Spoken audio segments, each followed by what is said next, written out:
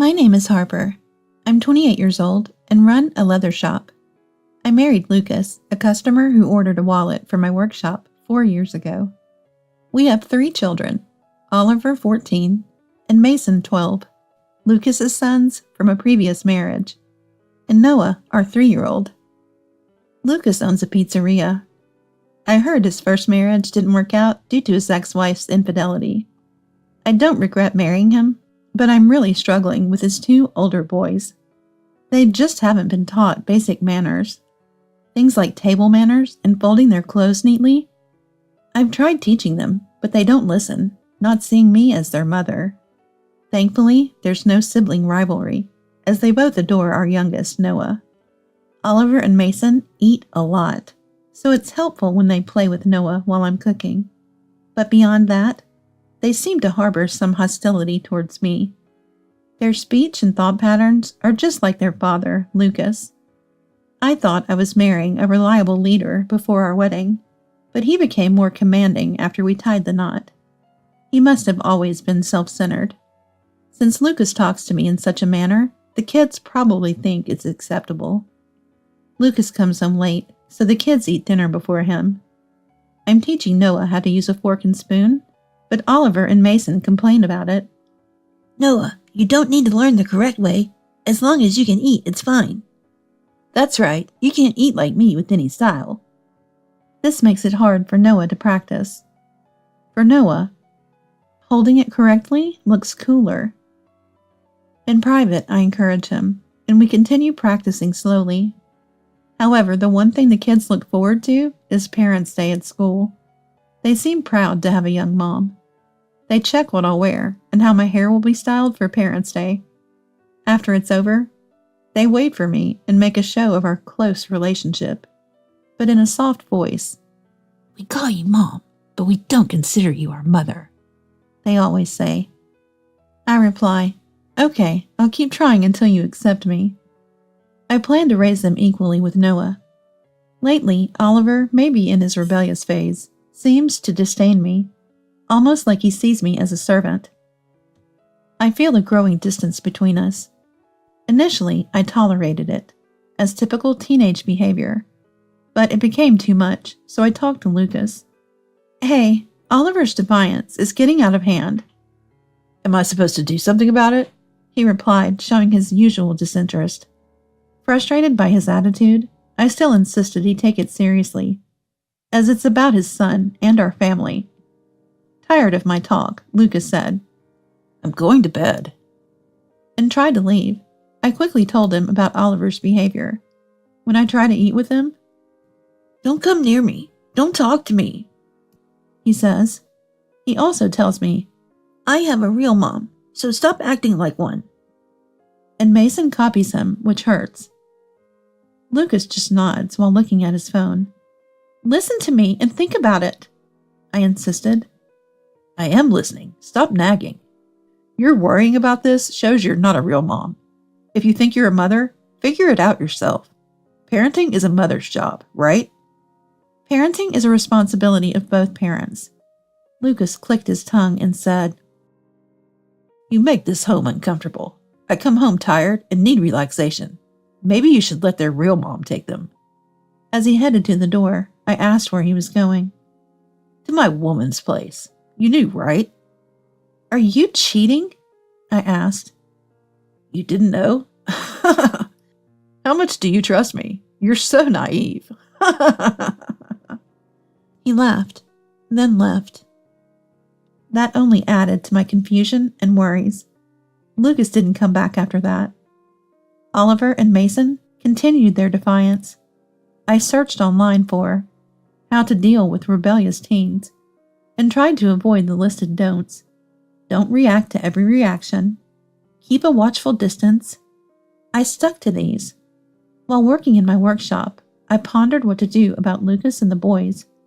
Noah, our youngest, has become increasingly clingy, uneasy about the changing environment and reluctant to go to childcare.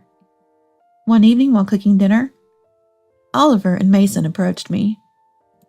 We heard our dad say our real mom wants to take us back. Dad said that? I don't know. Then Mason, looking happy, said, Big brother contacted Dad and arranged to meet our real mom today, so we don't need the dinner you made. We're going to our real mom's place. You're pitiful, abandoned by both Dad and us. I wanted to respect Oliver and Mason's desire to meet their real mother, but I mentioned they needed Lucas's approval. Dad said to decide after meeting our real mom. We'll eat tonight and leave with our stuff tomorrow. I realized that Lucas, Oliver, and Mason had already discussed this. You're pitiful, abandoned by both Dad and us. Deeply hurt me. And so, Oliver and Mason left to meet their real mom. The repeated mention of our real mom made me lose all confidence as a mother. Hours later, they returned, seemingly overjoyed from their meeting, too excited to even notice Noah talking to them. They were so excited about their mothers that they could not hear Noah when they spoke to each other, and they began to pack their bags. I asked Oliver, "Are you going to live with your mom? When will you come back?" Perhaps my question hit a rebellious nerve, as Oliver ignored me. Mason said, Mom wants to live with us. She'll ask Dad to let us stay with her forever. Goodbye. I contacted Lucas, likely living with his affair partner, to ask if he knew and consented to the boys living with their mother. Lucas revealed that his ex-wife had long wanted the kids back, and he thought it was best to let them choose. Feeling everyone involved wanted this, I told Lucas.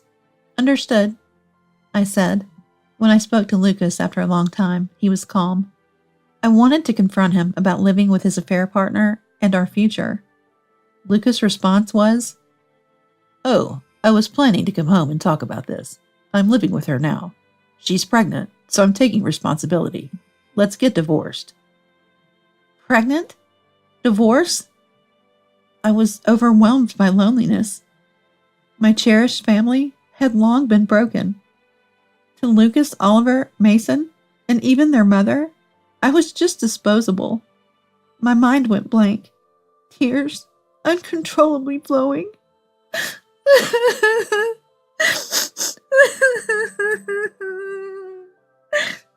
I had considered overlooking the affair for the kids, but a pregnancy was too much. Realizing I was unloved in this marriage, my heart ached. For hours, my memory was a blur, filled with tears. I tried to stand, but my ears rang, muffling all sounds. Thankfully, during this time, Noah had stayed by my side, asleep holding my hand. I tucked Noah into bed and checked Oliver and Mason's room. They had left early, unable to wait till tomorrow. Longing for my brother Robert's voice, I called him. Robert had opposed my marriage to Lucas till the end. I expected reprimand. That's why I opposed to it back then. But just wanted to hear his voice. I broke down before Robert even answered. When he did, I couldn't speak through my sobs. Sensing something, Robert said he'd come over. I couldn't bear being alone, and waited for him at the door. Robert, living nearby, arrived in about 10 minutes, bringing lots of beer. "When you're upset, drinking's the best," he said, putting his arm around me and leading me inside. He went into the kitchen, checked the fridge, and started cooking with what was available. "Stop crying before the food's ready. You'll make everything too salty," he joked, trying to cheer me up.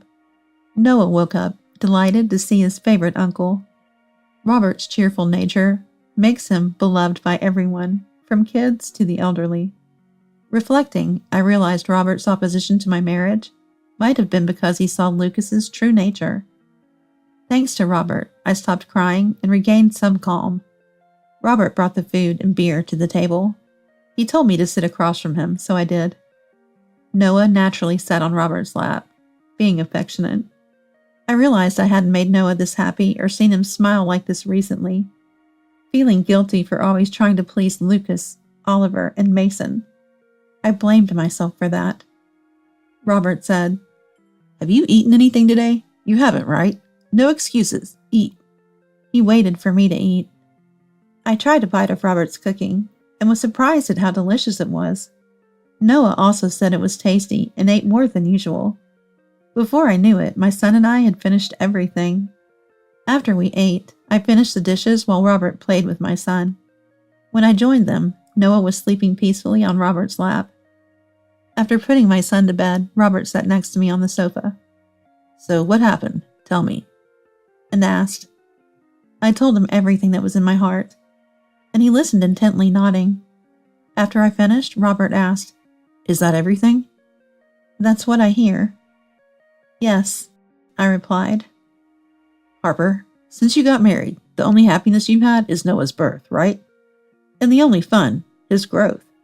How about Noah, seeing his mom unhappy? Let's think about Noah's happiness together, he said. Then we toasted with beer, laughed, cried, and got angry. With Robert's help, I decided to move forward. When I woke up in the morning, I was in bed with Noah. Robert had made breakfast for Noah and me before leaving a letter behind. The letter read, Harper, keep protecting Noah. I'll keep protecting you. Get ready to move. After reading the letter, I slowly talked to Noah. Your brothers and dad are gone, so you and I will move. Noah understanding something even at 3. I'm okay, as long as I'm with Mom. We decided to prepare for the move together and took the day off from childcare. We packed up our few belongings and, with Robert's help, completed the move using his car. The new location is on the 2nd floor of the workshop. The new home was above the workshop, which was a renovated part of my late parents' house, with the 2nd floor unused.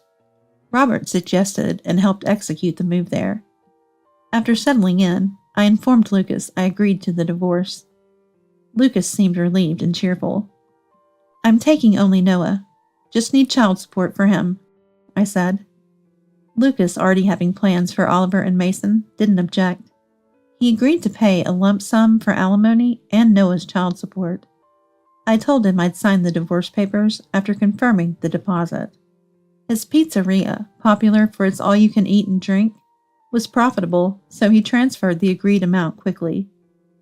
I met Lucas at a cafe, signed for the divorce papers, and submitted them to the court together. Lucas wanted to ensure I really filed for divorce.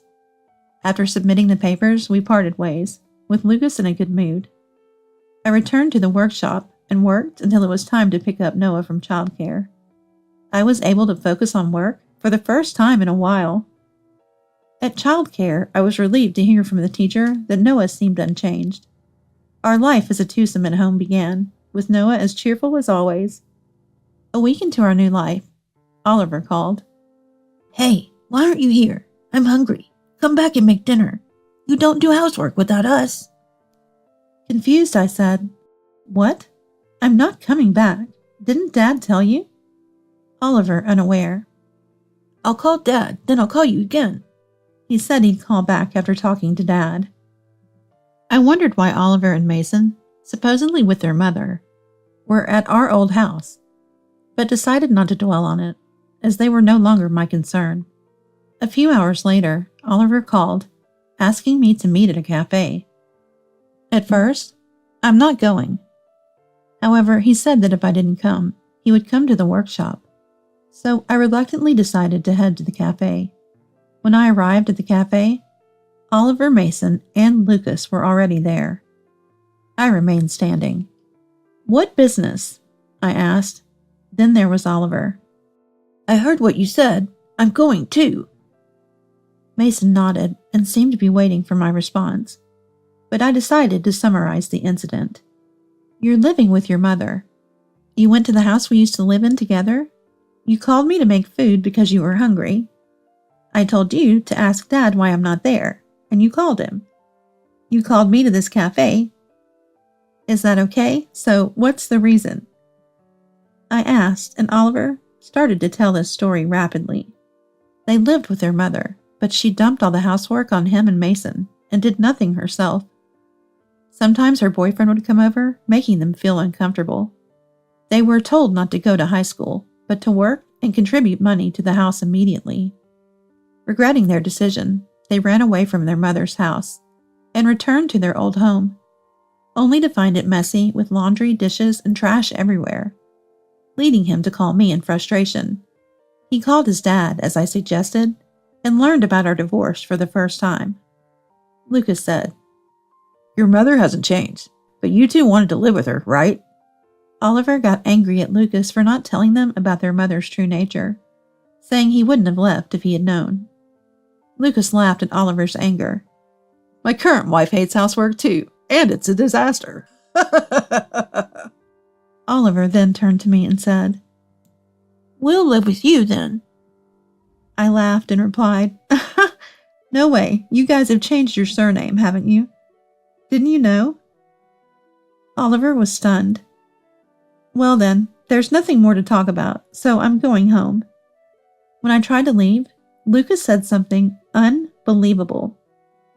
Let's go back to the original family. Harper, you and the boys can come back. I'll kick out my current wife, since she's unfit. Oliver and Mason looked at me expectantly, waiting for my answer. After sighing, I said, I only need Noah as my family. Remember what you did to me? Can you really say that after recalling everything? Who would want to return to that hell? And finally, with more anger than I expected, I said, Enough of your jokes. Now it's my turn to leave you behind. I left the cafe. As the door closed behind me, I heard the sound of glass breaking, Oliver's yelling, and Lucas shouting, Stop! I didn't look back and went home. Since then, I've had no contact from Oliver or Lucas, and I'm living happily with Noah. I asked the cafe owner what happened after that incident. The police came due to the family fight, and both father and son were taken away. The owner billed them for damages and got paid. I also learned about Lucas, Oliver, and Mason's current situation. Lucas apparently cheated again and left home. He ran his business poorly, causing food poisoning, and had to close down. Oliver and Mason went back to their mother. Lucas's new wife, who was after his money, disappeared when the money ran out. Her pregnancy was a lie. Thinking about how I was once part of such a troubled family makes me shudder. I could only be grateful to Robert for rescuing us. Thank you, Robert.